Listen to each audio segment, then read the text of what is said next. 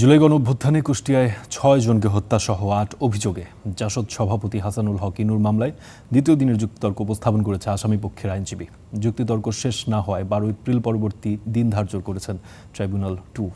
এদিকে সাবেক প্রধানমন্ত্রী শেখ হাসিনা, ডিজিএফআইয়ের সাবেক মহাপরিচালক মামুন খালেদ সহ ২২ জনের বিরুদ্ধে গুমের অভিযোগ দিয়েছেন ভুক্তভোগী সাবেক যুবদল নেতা মশিউর রহমান মামুন। তিনি জানিয়েছেন ২০১৫ সালের ফেব্রুয়ারি মাসে তাকে অপহরণ করে ৬ মাস নির্যাতন চালায় আইনশৃঙ্খলা বাহিনীর কিছু সদস্য।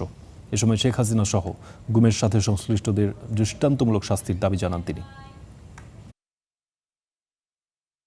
বিনা ভোটের প্রধানমন্ত্রী শেখ হাসিনা সহ তার প্রশাসনের উচ্চতর কর্মকর্তাবৃন্দ যাদের নির্দেশে এই গুম খুনগুলো হতো, আমাকেও তার নির্দেশেই গুম খুন করা হয়েছে এবং আমি তাকে সহ সংশ্লিষ্ট ব্যক্তিদের বিরুদ্ধেই মামলা করেছি।